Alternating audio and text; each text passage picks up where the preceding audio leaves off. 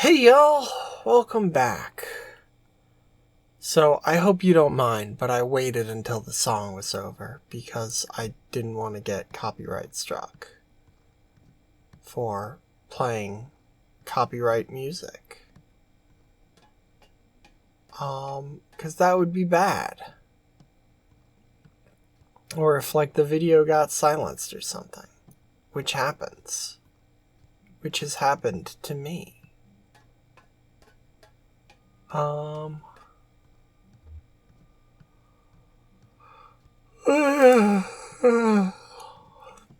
sleepy. But when am I not sleepy? She returns to the tugboat.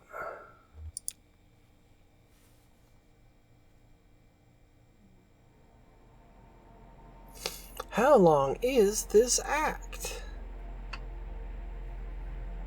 Kind of figured it probably would have been over when, what's his face got, stolen. See that? Just like a swirling mass of garbage. Doesn't it? Well, that's what it is. I don't know why trash seems to collect right there of all spots on the lake. It's always been that way. Everyone just navigates around it, like it was an island or something. I think I see some desks and chairs swirling around there. The edge there. Those all-in-one desks like they have in schools, if I remember right. It's been a few years since I saw the inside of one. It must have washed down from somewhere. I've never known there to be a school on the lake. Oh, there was the Gemini School of Beauty. It was run by sisters, Cassie and Paula, indistinguishable from their haircuts. Indistinguishable except for their haircuts. I don't think they'd have used desks like that. We used to stop there every night to let someone off for a cheap haircut. Student stylists, you know? They spared many a sailor the pair of botched do-it-yourself do. I guess they got in deep with the power company. Those blow dryers and curling irons burn a lot of coal. It's a shame they had to close down. The haircuts are gone, but the hair keeps growing. Ain't that a metaphor? Yeah, this cluttered place makes a decent local museum. It's as good a history as I could ever tell. We arrived at a small houseboat neighborhood that sometimes hosted concerts for the pleasure of its residents, where Clara was scheduled that night to perform.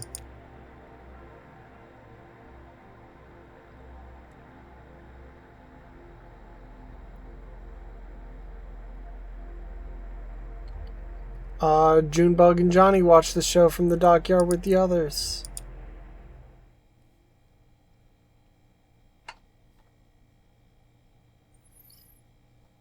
Act 4, Scene X. A neighborhood. Exciting.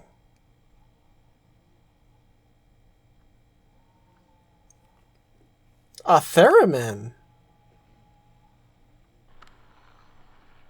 Okay.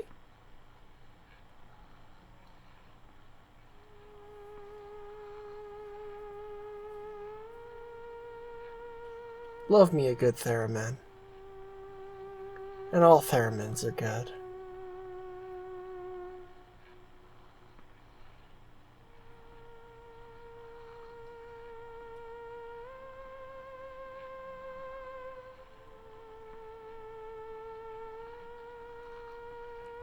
Oh. I remember this. I told you. Yeah, you don't have to say it. Only because it's always true. Ha. She played at the flower shop. Serrano opened. He was having trouble with his tape machines, so he just droned out on the lap steel. He got really into it. He went on for like forever. Everyone was falling asleep. Not everyone.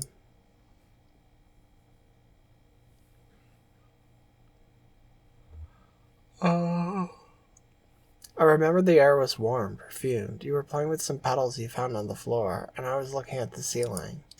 I remember the ceiling was glass. During the week, that room was a greenhouse. I don't know where they put all the plants, but when they had vans in. Maybe outside, if the weather was nice. It was nice that night. Warm, smelled like spring. I remember the folding chairs, so uncomfortable, but I guess it was their only option. They had to pack up everything during the week so there'd be room to display the flowers. The tape stuff sounds good. That kid's doing a good job. Yep, he's a natural-born tape player. So, we were talking about him earlier at the gas station. Sure, I haven't forgotten, Cricket. Cool, yeah, I know. What do you think about as you're traveling with us for a while? We were in the back. Passing messages in code. Use a code of our own design, inscrutable to observers, transmitted by... Taps on the wrist.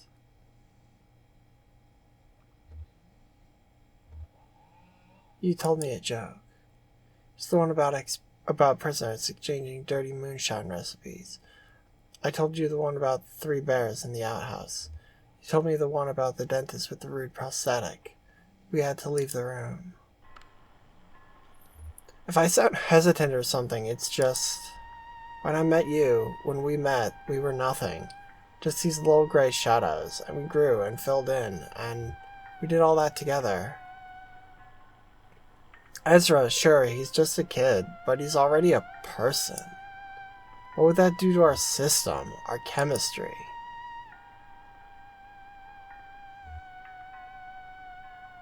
We stepped outside into the warm night air. There was a horse tied up in the parking lot. Whose horse could that have been? Did somebody come to the show on horseback? Or maybe he belonged to someone in the neighborhood. It was a residential area. We went looking around the neighborhood for clues. We wandered between some low houses and came onto an empty street.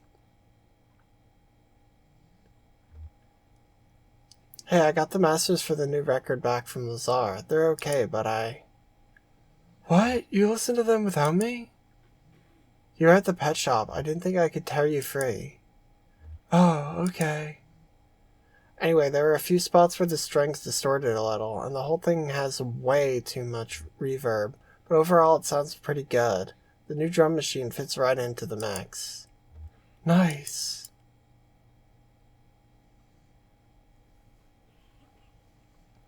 The only question is how to do it live. I can't control the drum machine and sing and dance at the same time, and you've got your hands full of guitar.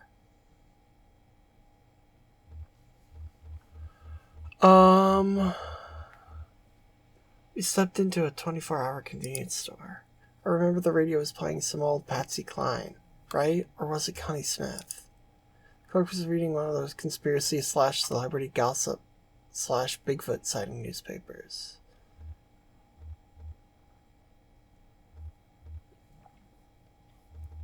You bought a small bag of carrots for the horse.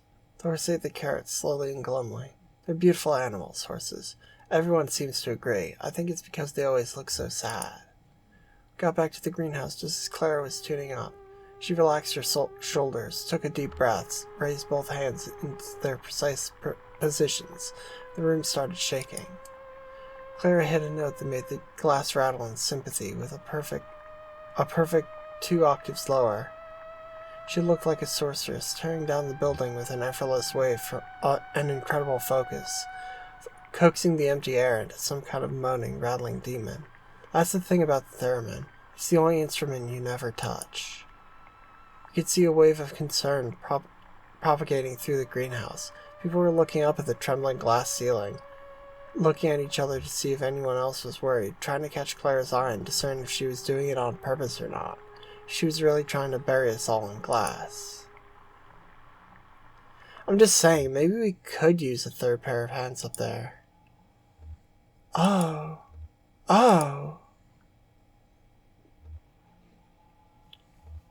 Shit, is it going like frame by frame? My preview looks weird. Think you could teach that kid to play a drum machine? I could teach a dog to play a drum machine. Well, that'll be our backup plan. It was a tense 5 minutes. We, the audience, alternated between fearing for our lives and lamenting hers that could have given her the kind of emotional experience to play this devastating song. Then, slowly, gently, Clara's hands came to rest. The theremin went quiet, the glass stopped rattling, and the room relaxed, unharmed. I see. It all makes sense now. It doesn't make sense.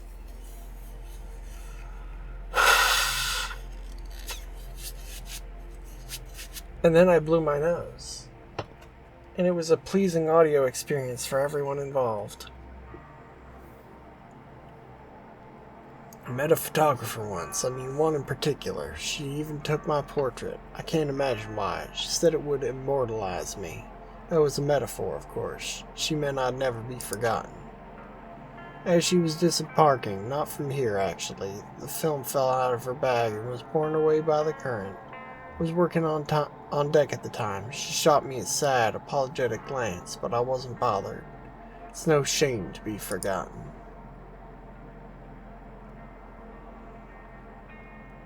Our passengers, 2 latter, disembarked at the mail stop by the silo. They couldn't seem to get that old truck started again, but we managed to roll it off the barge with only a minor scrape or 2. At the last minute, Clara decided to travel with them for a while. Kate and I said goodbye to our friends, new and old, and the Mucky Mammoth rumbled down the echo.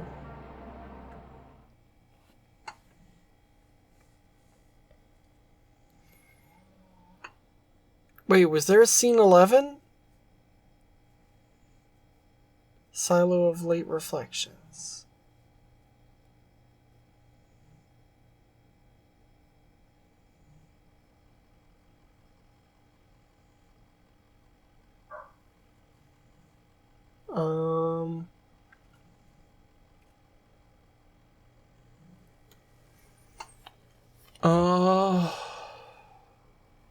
Does Clara have a voice yet? I don't remember Clara.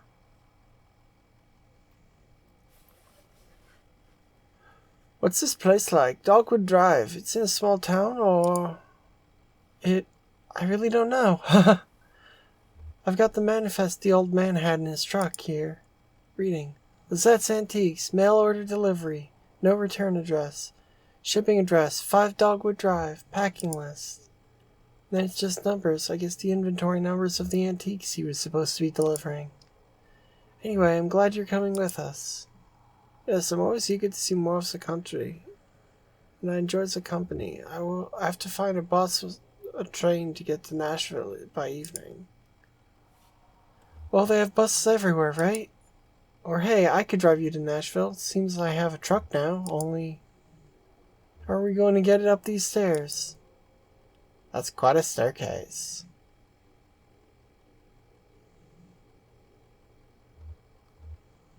Is there another route, a tunnel or something? No way out but up. Guess we could wait for the mammoth to come back and take us a little further down, but that won't be till late afternoon. Looks like we're making the rest of this trip on foot.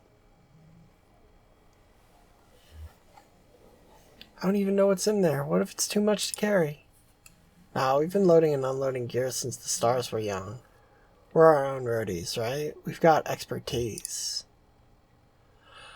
Alright, Cricket, let's get this delivery packed and tied into bundles. We're hiking it upstairs.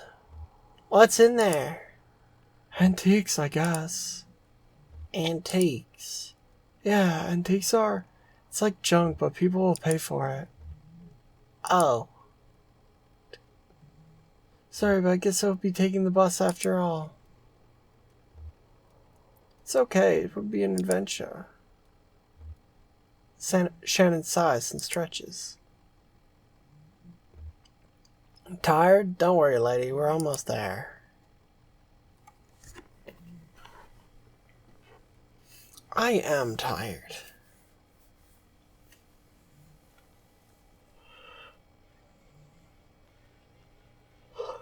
Once again, just stairs. Not wheelchair accessible. This place is a nightmare.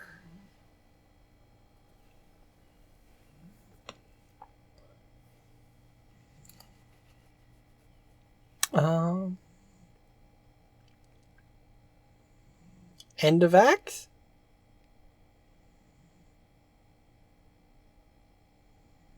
Hello? End of act.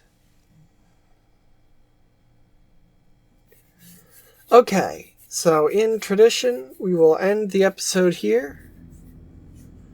And next time we'll do Pueblo de Nada.